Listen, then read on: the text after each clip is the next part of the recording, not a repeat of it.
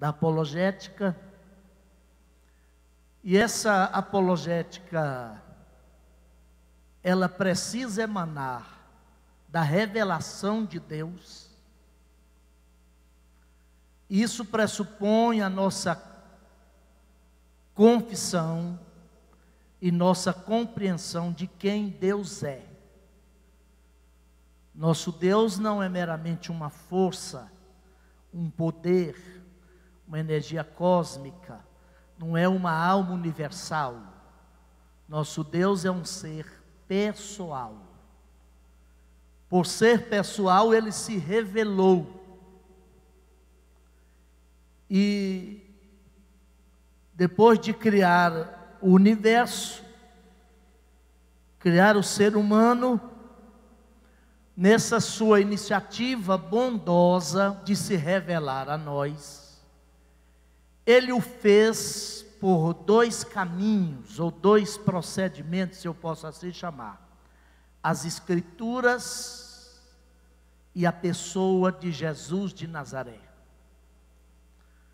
Eu diria, no que concerne à defesa da fé, nós temos duas fortes colunas que sustentam todo o arcabouço arquitetônico das doutrinas do cristianismo.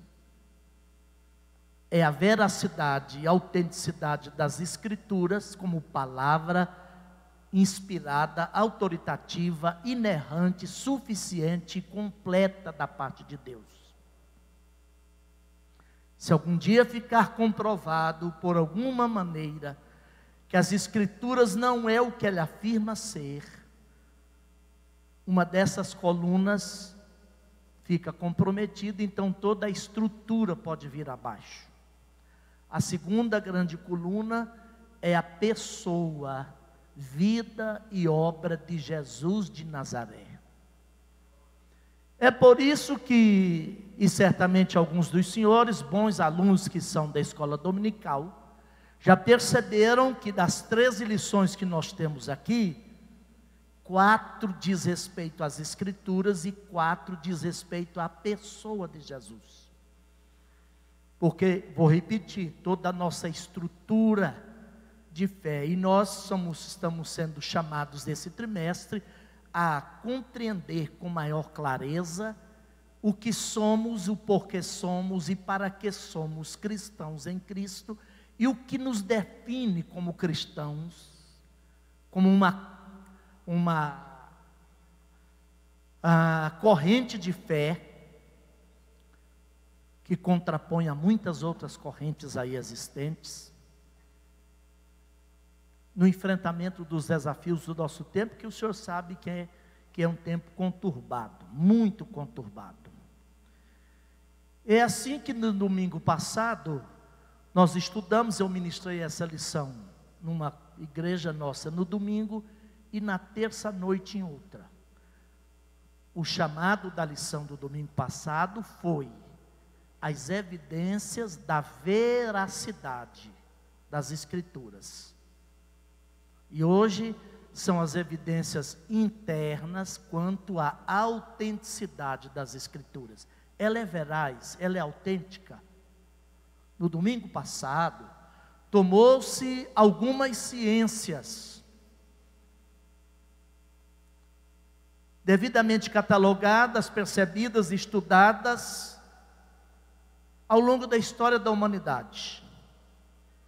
Por exemplo, a história e a geografia. Porque a Bíblia é um livro que tem saga, sangue, suor e lágrimas. Ela não foi produzida no mundo etéreo, nem tanto o céu, nem tanta terra. A Bíblia tem endereço. Aquilo que a gente chama de o mundo bíblico é um quadrilátero imaginário que traça uma linha reta do norte da África ao sul da Espanha, na Europa. Partindo da Europa, no noroeste, vai para o nordeste até próximo ao rio Indo, já na Ásia, a Índia. Outra linha reta desse nordeste até o sudeste, fechando no Golfo Pérsico, e outra linha do Golfo Pérsico no sentido sudoeste, até encontrar outra vez, encontrar o norte da África. Temos aí imaginariamente um quadrilátero, pastor Sebastião Luiz de Souza, meu grande abraço. E aí está o que é conhecido como mundo bíblico, que tem uma extensão geográfica de 2.200.000 quilômetros quadrados, onde aconteceram 96% de tudo que está escrito aqui. E aí, a geografia é uma ciência. Terra, grafia escrita. E tem classificações e desdobramentos da geografia, como a geografia histórica e a história da geografia. E aquilo que a Bíblia diz em termos de nações, povos e culturas do mundo antigo, a ciência da geografia e junto dela a história, vem estudando o que a Bíblia diz sobre isso, não discrepa da ciência, então ela é veraz. E dentro da geografia, inclusive, do solo, do espaço, do endereço, surgiu outras ciências mais específicas, como a arqueologia, que traz à tona algum documento extra-bíblico, daí o tema da lição, pastor Valsemir, do domingo passado, as evidências extra-bíblicas, que comprova a Bíblia. Por exemplo, eu tenho lá na minha biblioteca, além de livros, alguns arquivos, nos meus arquivos, alguns recortes de revistas e jornais, que ao longo do tempo a gente vai comprando, lendo, e um deles, quando em 97, se não me falha a memória, setembro, eu comprei a Folha de São Paulo, e veio um caderno, aliás, o Estadão, sempre comprava, no domingo tem um caderno cultural, no jornal o Estadão, e lá tinha uma matéria, um pequeno texto, pastor Amaury Gomes, dizendo o seguinte: pela primeira vez, fora das páginas das Sagradas Escrituras, foi encontrado um documento escrito em uma pedra basáltica, fazendo menção a Davi, rei de Israel, hebreu, rei de Israel, em cerca de 1000 anos antes de Jesus nascer. Exatamente o que a Bíblia dizia.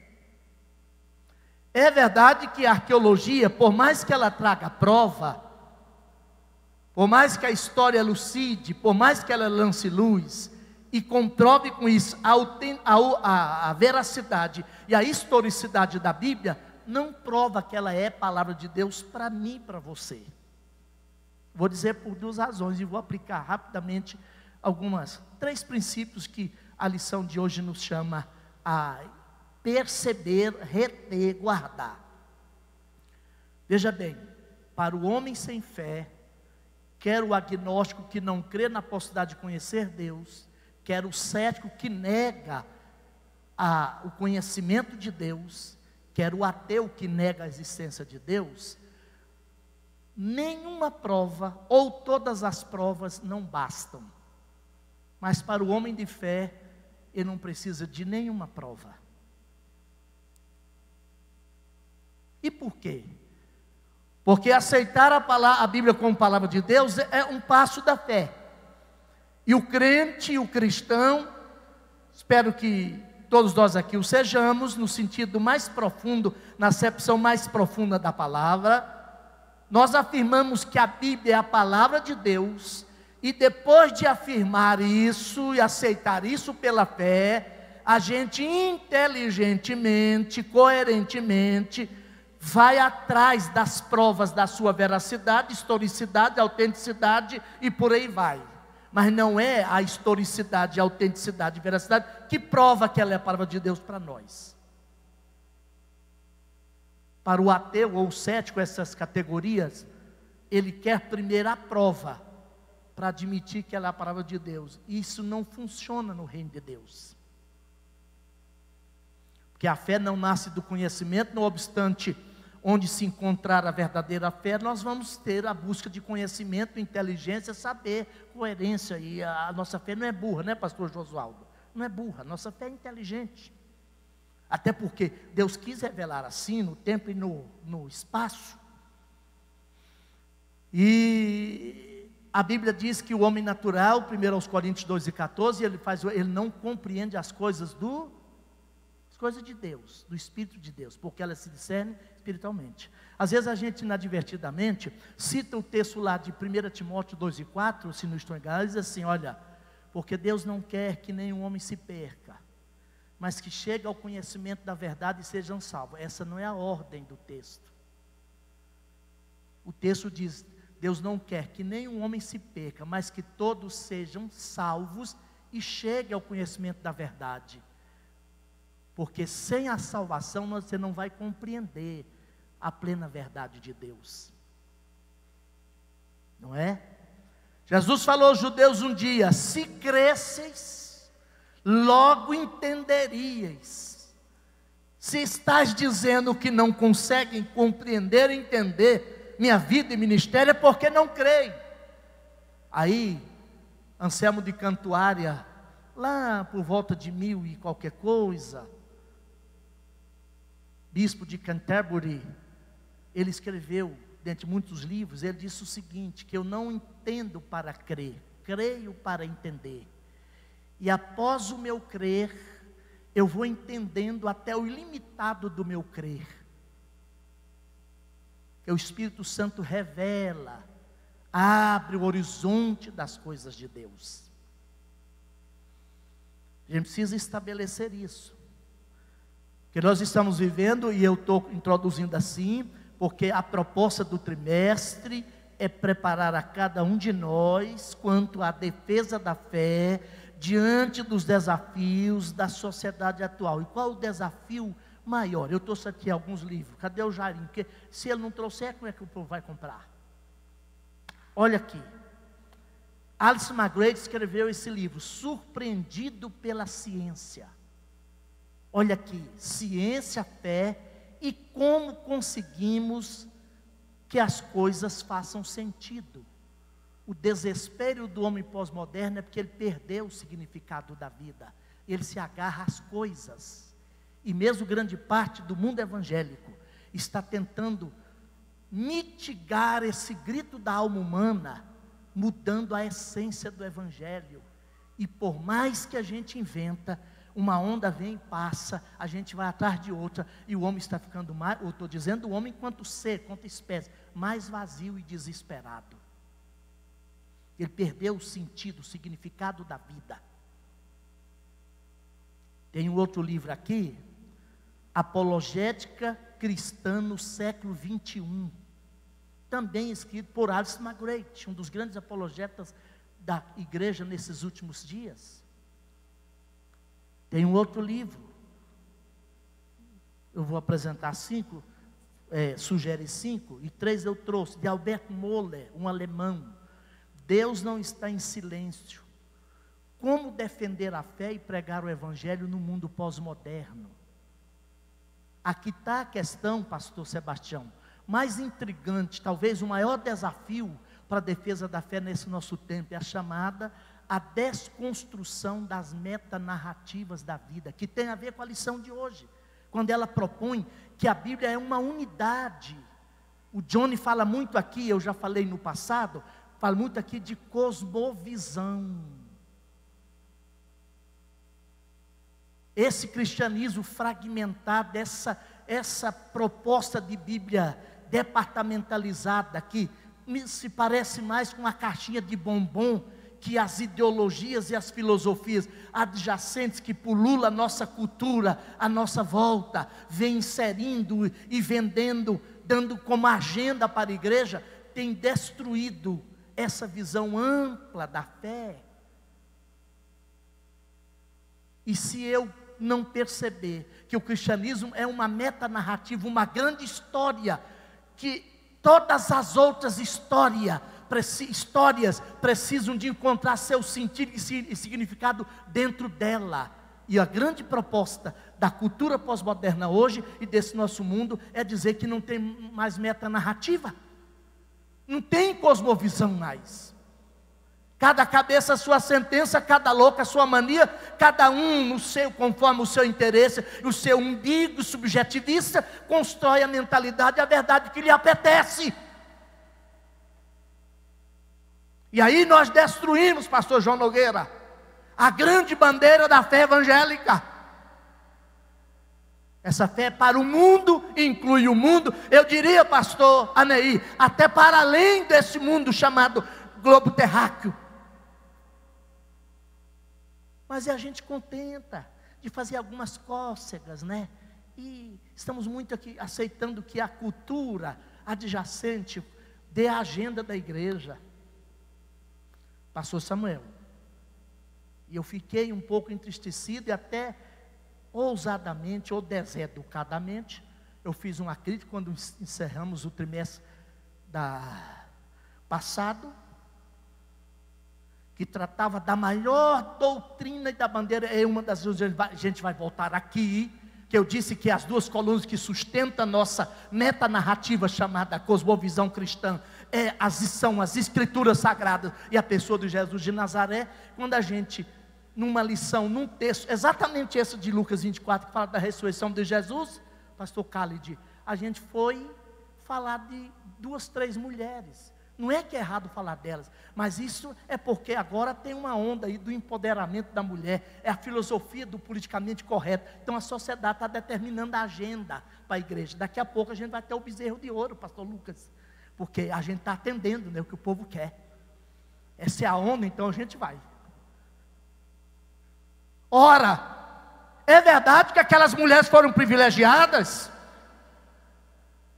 por ouvirem em primeira mão a alvissareira notícia da ressurreição de Jesus Cristo, mas quem olha atentamente o texto, a razão, pastor Jonas, que elas foram lá no túmulo, não foi porque criam que ele havia ressuscitado, foi para encontrar ainda um Cristo morto, levando especiarias para retardar a putrefação daquele corpo. Então não tem muita coisa, não tem muito de importante nisso não. A grande bandeira, né, pastor Mauri, é que elas chegaram lá e o anjo estava lá. Quem buscais? No texto português não tem essa reprimenda forte, mas no texto grego tem uma reprimenda lá. A quem buscais? A Jesus o Nazareno? Ele não está aqui, mas já ressuscitou. E tem outro texto que diz assim: vinde e vede. Então a nossa fé descansa, repousa sobre fatos históricos e fatos verificáveis. Não é alguém que se enfurnou num buraco aí qualquer e teve uma visão de anjo e luz saiu de lá iluminado e veio contar uma historinha de caruchinha. Nossa fé tem bases históricas, ela fundamenta na realidade. Mas a gente está aceitando a agenda da sociedade à nossa volta, porque é a filosofia do... Então vamos falar de mulher e suprimir a grande verdade da ressurreição de Jesus, para atender essa mentalidade filosófica e ideológica do nosso tempo, sutilmente, pastor Abraão, exceder a agenda do mundo. Está vendo como é que eu estou falando assim, para a gente perceber o desafio?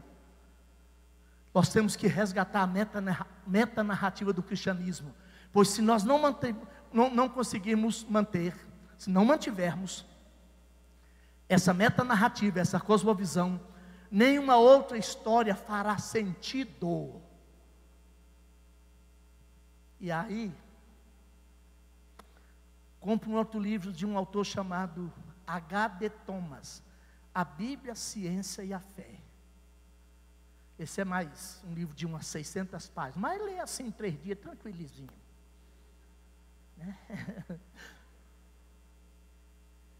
Você compra outro livro, aí é mais, pastor, doutor Alberto, para aqueles que estão transitando na universidade, especialmente na área das ciências biológicas, a questão da bioengenharia, da biogenética, apologética para questões difíceis, que é o grande embate da fé hoje, e também das questões ideológicas e filosóficas, tanto ética quanto comportalmente falando.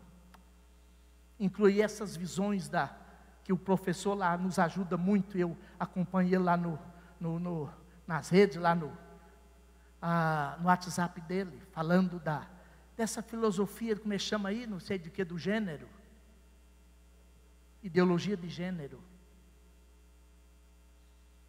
E esse livro fala, apologética para essas questões.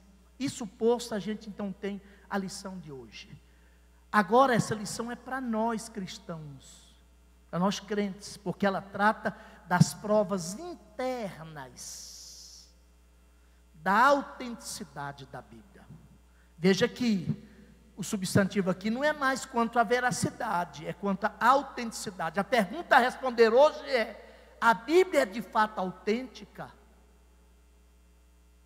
Ela não é um livro construído, um retrato forjado por mentalizações filosóficas, ideológicas, de interesses vários, que por alguma razão, quer os hebreus e os povos que dela participaram, montaram para ficar fácil dominar o mundo. Eis a questão da lição de hoje. E aí, eu coloquei aqui as evidências internas das Sagradas Escrituras, da Bíblia, demonstram sua autenticidade através da chancela de seus autores, em especial Jesus de Nazaré, que fez uso do Antigo Testamento, afirmando então sua veracidade e tomando-o como verdadeira palavra inspirada por Deus. Agora abra a sua revista aí na lição 6, lição de hoje. Qual é o primeiro item da lição aí? Jesus. Qual é? Jesus cita o Antigo Testamento, chancelando a autoridade desse Antigo Testamento. É claro, pastor Anaí, que para o ateu, o agnóstico e o cético, você não pode, na defesa da fé, começar argumentando a partir da Bíblia. Mas para eu e você, mesmo que porventura venhamos argumentar com eles, extra-biblicamente, nós precisamos ter segurança de como efetivamente comprovar a autenticidade da Bíblia. E a proposta da apologética cristã não é simplesmente que nós estabeleçamos um palco de debate permanente, de polemização das Escrituras. Não é isso.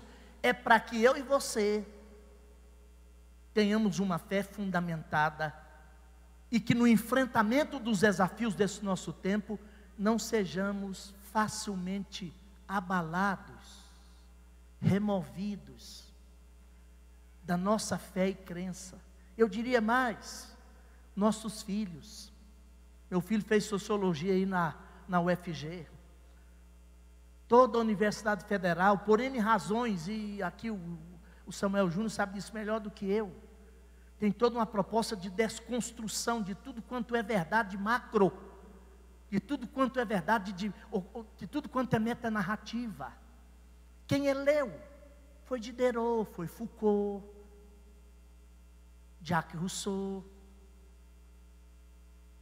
E não adianta a gente imaginar que nós vamos estar protegidos dentro do nosso guetozinho religioso e enfurnado aqui na gaveta da sacristia religiosa. Nós somos de Deus, povo de Deus, igreja de Deus, mas ainda permanecemos no mundo. O palco de nossa atuação e vivência cristã é o mesmo solo, o mesmo mundo aí. É por isso, dentre outras razões, que o cristianismo, eu não vou dizer cristianismo, que para mim é substantivo, é muito forte. A cristandade do mundo ocidental hoje não tem impacto no sentido, pastor Josualdo, nem de fazer recuar, ou pelo menos interromper a marcha da secularização e da paganização do mundo ocidental cristão, que a nossa fé é muito intimista.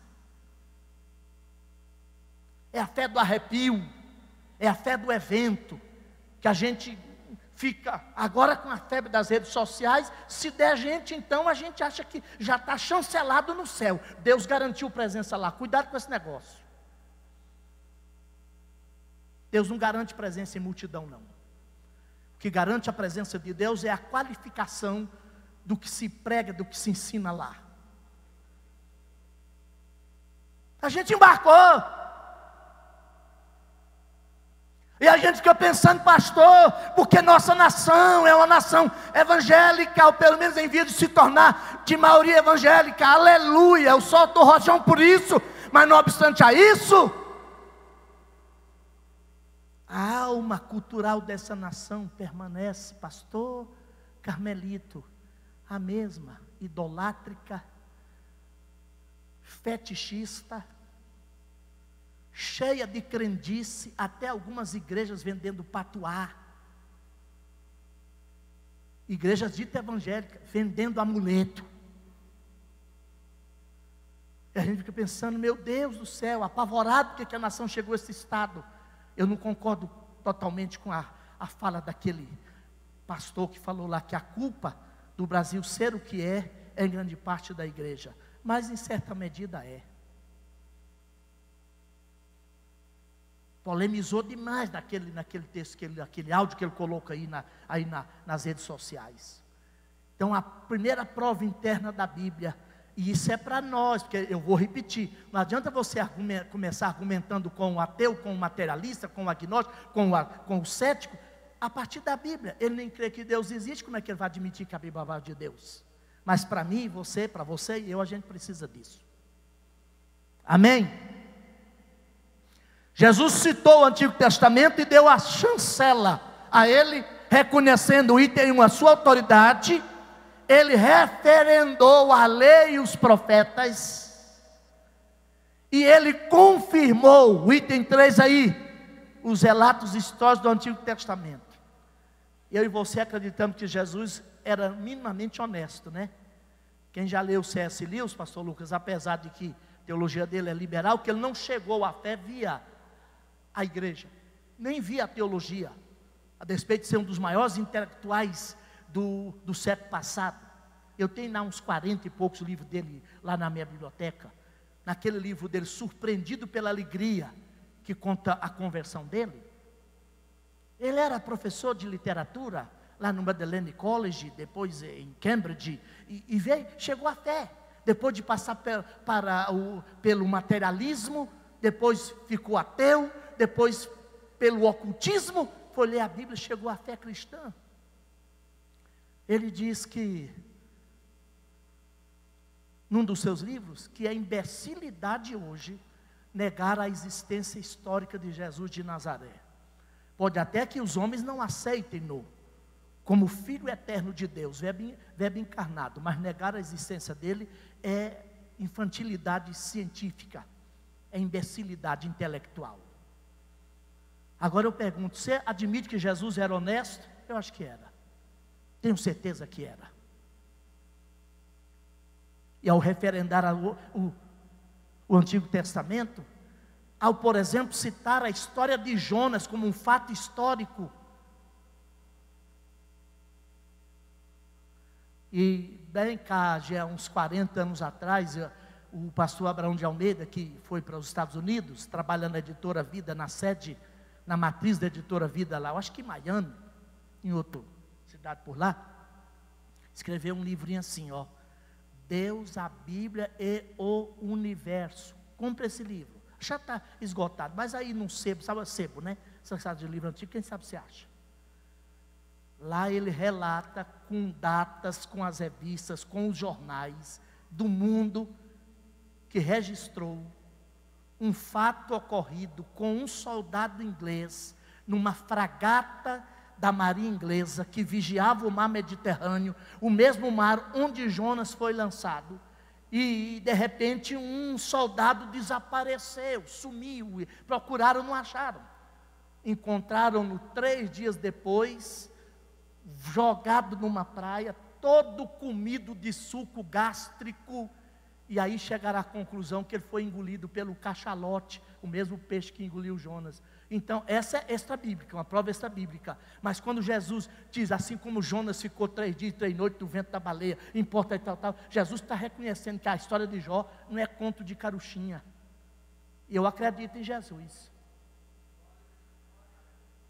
Aí C.S. Lewis diz mais ainda, ao ler sobre Jesus os evangelhos, ou você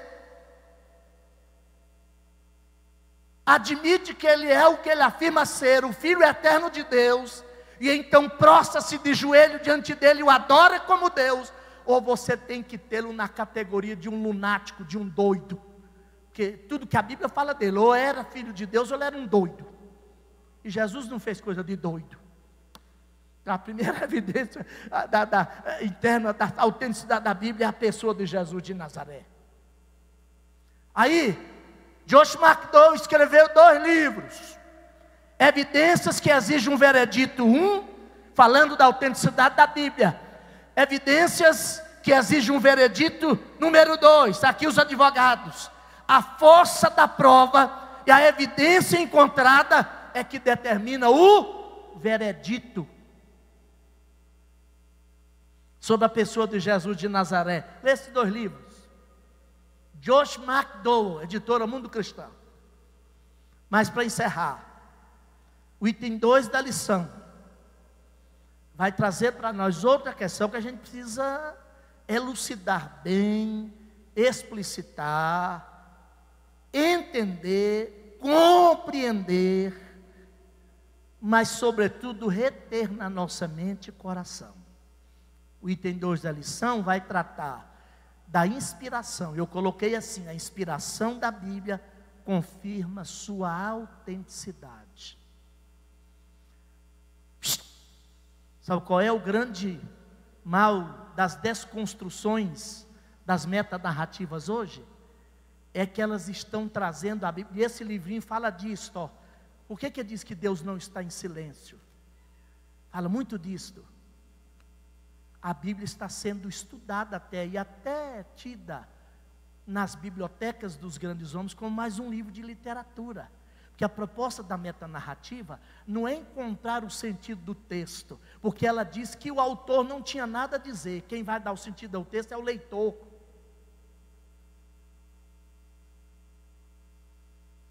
E é por isso que a gente tem hoje, escute o que eu estou dizendo, tem hoje uma multiplicidade de igrejas, entre aspas, todas elas usando e afirmando ser biblicista, ou pelo menos ser bíblica, e fazendo interpretações e aplicações e entendimentos, os mais absurdamente diferentes uma da outra, e a maioria da massa de evangélicos está aceitando o pastor Luiz com toda tranquilidade. Porque agora não é a palavra de Deus não é proposicional. É eu ao lê-la. É eu ao me encontrar com ela. E naquele encontro subjetivo e quase mítico, aí eu sinto arrepio. Aí então aquela palavra de Deus para mim. Mas pode ser que não seja o pastor Zé Vieira. Está percebendo como é que é sutil? E aí a gente tem Bíblia demais e pouca palavra de Deus. Vou repetir. Tem Bíblia demais e pouca palavra de Deus. Porque o desafio hoje, não, a Bíblia é um bom livro. Leia a Bíblia, e até alguns dizem assim, ela é inspirada como o Hamlet de William Shakespeare. Não, Shakespeare estava inspirado quando ele escreveu a peça o Hamlet, né? Hamlet. Então é inspirada sim.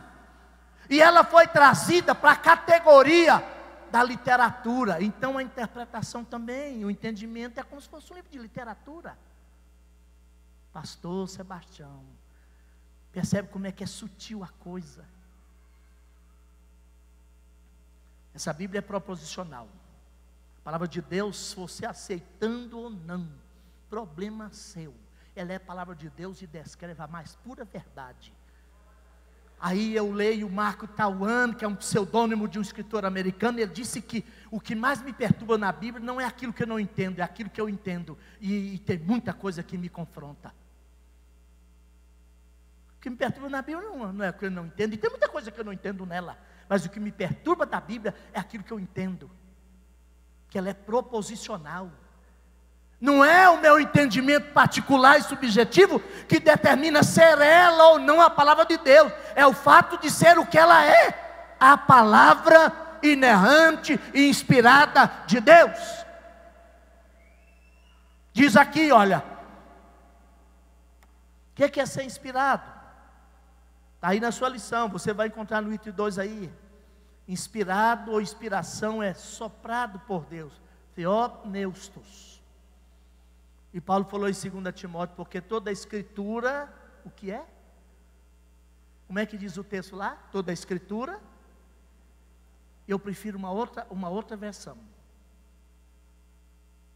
Porque lá tem um verbo de ligação, que no grego é estin. E essa versão Almeida corrigida ainda comeu com farinha, professora Dornelas, uma conjunção aditiva, que em grego gramaticalmente chama conjunção ilativa, que é a preposição, que é a conjunção e, que na corrigida se abre assim: toda a escritura divinamente inspirada é proveitosa. Desloca o verbo ser do substantivo e põe no adjetivo. Não está correto conforme o texto original. Está dizendo que é o proveito dela que é inspirado, e não ela a palavra. E ainda vai dizer, porque toda a palavra, vírgula, divinamente inspirada, é proveitosa para o ensino, para corrigir, para educar, para corrigir, para... Não, aí vem as versões mais novas de que toda a escritura é inspirada por Deus. E, aí a conjunção aditiva em português, a ilativa em grego. E, por ser inspirada, ela é proveitosa para ensinar, para corrigir, para redarguir, para que o homem de Deus seja perfeito e perfeitamente habilitado para toda boa obra. Veja como é que é sutil. Por isso que as sociedades bíblicas mais sérias estão estudando, queimando a pestana, você sabe essa frase, em cima dos originais, para trazer textos mais claros, no sentido de compreensão para o nosso vernáculo, mas também textos que estejam mais próximos, pastor Abraão, do texto original. Você pega a Bíblia lá no livro de Lucas, em Atos, diz assim: e a igreja caía na graça de todo o povo, e Deus ia acrescentando à igreja os que haviam de se salvar. Porventura alguns que não hão de se salvar? Atos 13:48, Paulo e Silas pregavam em Bereia, todos ouviram de bom grado, mas só creram os que estavam destinados para a salvação. Na corrigida. A causa, a origem, a fonte da inspiração é o próprio Deus. Aí você tem na lição. Por isso que eu e você, eu já vi o sinal lá. Nós podemos estudar apologética e tomar a Bíblia como fonte. Por quê? A Bíblia parece até um pouco escandaloso. A Bíblia é um livro divino humano e humano divino. 2 de Pedro fala assim: nenhuma profecia da Bíblia é de particular, e já tem a ver com o que eu disse antes, a subjetividade. Nenhuma profecia da Bíblia é de particular interpretação, porque homens santos de Deus falaram, o termo original é compelidos, forçados pelo Espírito Santo. Inspirado aqui em Paulo e 2 Timóteo, é soprado. Lá em Pedro é compelidos pelo Espírito Santo. Mas eram homens, e o homem é homem numa conjuntura. E aqui a lição diz que a Bíblia foi escrita no idioma, num vernáculo do seu tempo, que infelizmente, ou sei lá o que, não sei se eu posso usar essa palavra, mas que hoje são idiomas mortos. O hebraico bíblico é um idioma morto, o aramaico bíblico é um idioma morto, e o grego koiné é um idioma morto. Então Deus quis se revelar, fazer compreensível e compreendido a nós, por meio dessa palavra. Então ela é um livro que tem sua causa e origem em Deus, mas é também um livro que foi escrito e vazado em linguagem humana. Ela é um livro divino humano e humano divina, e é uma Bíblia revestida, é uma palavra revestida da autoridade, porque é inspirada por Deus. Fiquem em pé todos vocês. O item 3 da lição eu falo como conclusão. Disso tudo que eu disse nesse palavrório todo, a gente chega então à unidade que tem a ver com o que eu falei no que concerne a cosmovisão e a metanarrativa ampla do plano de Deus. Só que isso não é fácil. Também Deus não falou que seria fácil. Ministério da palavra não é para gente preguiçosa. Talvez seja por essa razão que todos os homens que Deus chamou para algum ofício nas Escrituras estavam trabalhando. E alguém muito acertadamente disse o seguinte: se você deseja que algo seja feito, peça a homens ocupados, porque o mundo é movido por homens cansados. Porque quem está descansado é porque não faz nada mesmo.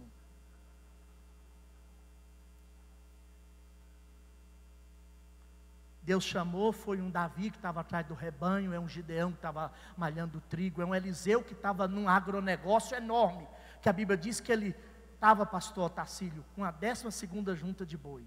Então tinha no mínimo 12 juntas de bois puxando o arado. Ele cuidava da 12ª. Deus não gosta de gente ociosa. Deus não gosta de gente vadia. Me perdoe a palavra, é muito forte, eu sei. Então, chegar a compreender essa metanarrativa, essa cosmovisão ampla, exige, para a gente sair do periférico. A igreja evangélica, e eu não estou falando da Assembleia de Deus, nem no Brasil, estou falando do cristianismo, por preguiça e pobreza mental, preguiça intelectual, perdeu a força que ela teve um tempo na cultura ocidental, porque foi permitindo, pastor Pedro João, que nós trouxéssemos para os nossos púlpitos a ideia de um Jesus milagreiro. Ele opera milagre, mas não existe só para fazer milagre. Inoculamos na cultura ocidental a ideia de que Deus é uma muleta dos fracos. Quando a nação cresce, você pega uma lãzinha e tem um bom plano de saúde, e você começa a viajar. Esse Deus é descartável, você não precisa dele aí, porque você só vem à igreja para curar seu dente. Você só compreendeu que vinha à igreja para afogar um pouco o vazio da sua alma. Mesmo que você não entendesse, que nós não entendêssemos, Jesus e o Evangelho passou a ser uma drogazinha. Aí Ludwig Feuerbach tinha razão, o filósofo dinamarquês, que a religião pode, eu vou essa por minha conta, pastor Khalid, a religião pode se tornar o ópio das massas. Aí tem um evangelho que é para pobre, e o pobre vem, e o evangelho abençoa mesmo, pastor Anaí. Quando ele fica rico, então eu não preciso mais desse Deus, eu já fiquei rico. Se o evangelho é para ficar rico, para que eu preciso mais de Deus? PT, saudação. Está entendendo? Sabe o que isso aconteceu, pastor Carmelito? Nós perdemos a meta narrativa. A Bíblia virou uma caixinha de bombom e cada um vai lá e tira o saborzinho que mais lhe agrada. Não é um propósito amplo. A grande verdade é que essa Bíblia tem uma unidade. O príncipe dos pregadores, Charles Haddon Spurgeon, diz que todo homem de Deus que se dedica e compreende a cosmovisão da fé cristã, não importa o texto onde ele leia, qualquer texto que ele tomar da Bíblia, ele encontrará o caminho para a cruz. Aleluia! Aleluia! E nós não encontramos mais. Até a cruz assusta. Ninguém quer a cruz mais. Deus de graça. Deus de graça.